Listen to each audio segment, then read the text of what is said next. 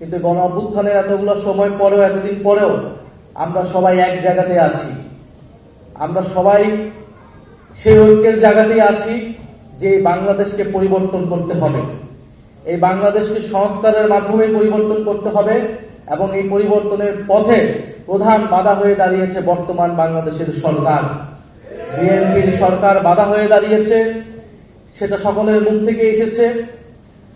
আমরা শহীদ পরিবারদেরকে মনে করি বাংলাদেশের জনগণের সম্পদ। তারা জুলাই যোদ্ধারা বাংলাদেশের জনগণকে প্রতিনিধিত্ব করে।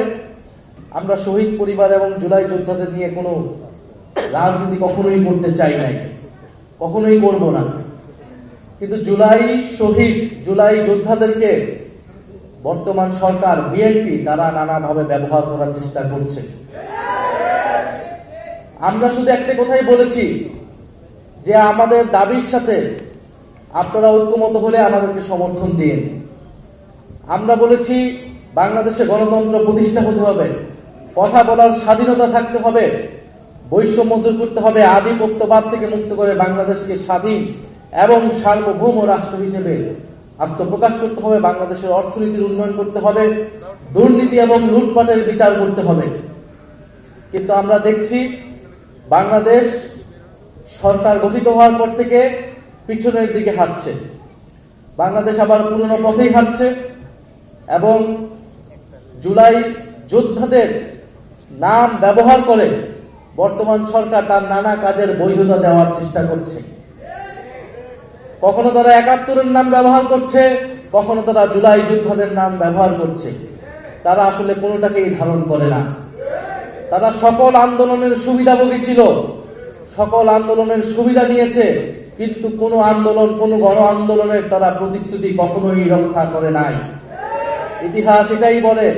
আজকে এখানে আমার থেকে অভিজ্ঞ লোকেরা আছেন যারা ৯১-এর পার্লামেন্ট দেখেছে, যারা ৯০-এর গণ আন্দোলন দেখেছেন, অংশগ্রহণ করেছেন।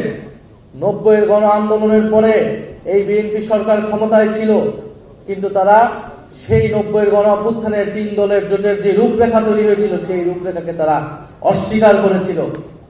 তারা এখন জুলাই সনদের কথা বলছে যে জুলাই সনদ তারা অক্ষরে অক্ষরে পালন করবে, কিন্তু এই জুলাই সনদকে তারাই কলুষিত করেছে। এই জুলাই সনদের তারা প্রত্যেকটা জায়গায় তারা লিখেছে, জোর করে সেই সময় ঐক্যমত কমিশনকে দিয়ে লিখিয়ে নিয়েছিল যে যেই দল ক্ষমতা আসবে সেই দল তার ইশতিহার অনুযায়ী সংস্কার করবে।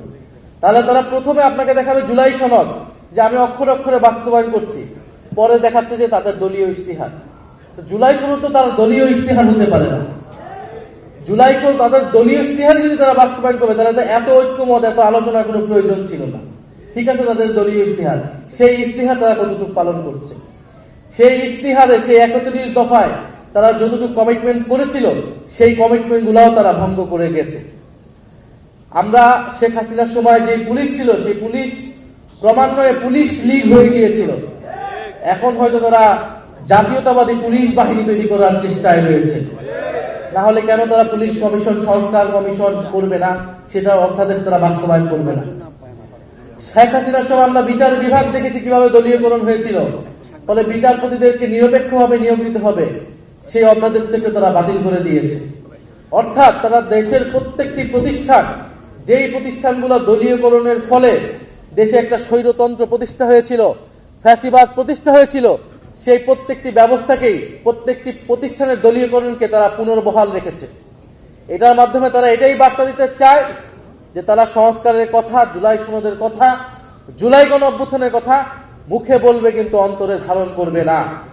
তারা সে অনুযায়ী কাজ করবে না। ফলে বৈষম্যহীন বাংলাদেশ, সংস্কারের বাংলাদেশের পথে আমাদেরকে আবার ঐক্যবদ্ধ হতে হচ্ছে। আমরা আপনাদের প্রতি কৃতজ্ঞতা জানাই, ধন্যবাদ জানাই। আপনারা অলরেডি মাঠে নেমেছেন, আপনারা অলরেডি কথা বলছেন।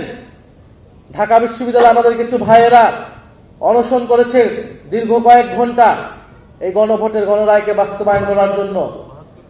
আমরা ৭২ ঘন্টা তারা যারা অনশন করেছে তাদের প্রতি কৃতজ্ঞতা জানাই। আমরা আশা করেছিলাম যে সরকার দল সেখানে যে উপস্থিত হবে, তাদেরকে আশ্বস্ত করবে, কিন্তু আমরা দেখেছি তারা যায়নি। আমরা তাদেরকে ধিক্কার জানাই যারা সংবিধান সংস্কার পরিষদের শপথ নিল না, যারা এই অধ্যাদেশগুলোকে বাতিল করে দিল। এখন আজকে করণীয় ঠিক করার জন্য এই মত বিনিময় সভার আয়োজন ছিল। আমার মনে হয় করণীয় আমরা ঠিক করতে পেরেছি কিনা? আমাদের গণ আন্দোলনের প্রস্তুতি নিতে হবে। গণ আন্দোলনের বিকল্প ছাড়া এই সরকার কোনোভাবেই এই সংস্কারের অধ্যাদেশ, এই সংস্কারের প্রতিশ্রুতিগুলো বাস্তবায়ন করবে না। আমরা চেয়েছিলাম সংসদেই সকল ফয়সালা হবে, আমরা এখনো চাবো সংসদেই সকল ফয়সালা হবে, কিন্তু সংসদকে যদি সরকার ব্যর্থ করে দেয়, সংসদকে যদি সরকার কুক্ষিগত করে দেয়, তাহলে রাজপথে আসার জন্য আমরা সর্বাত্মকভাবে প্রস্তুতি নিচ্ছি। কিন্তু আমরা আপনাদের প্রতি এটাও বলবো যে আমরা এবার সবাই যাতে একটু ধৈর্য ধরি, পরিকল্পনা মোতাবেক আমাদেরকে এবার রাজপথে নামতে হবে। কারণ এবার রাজপথে আমরা নামবো ব্যর্থ হওয়ার জন্য না, অর্ধেক সফল হওয়ার জন্য না, সম্পূর্ণভাবে সফল হওয়ার জন্যই আমরা এবার রাজপথে নামবো।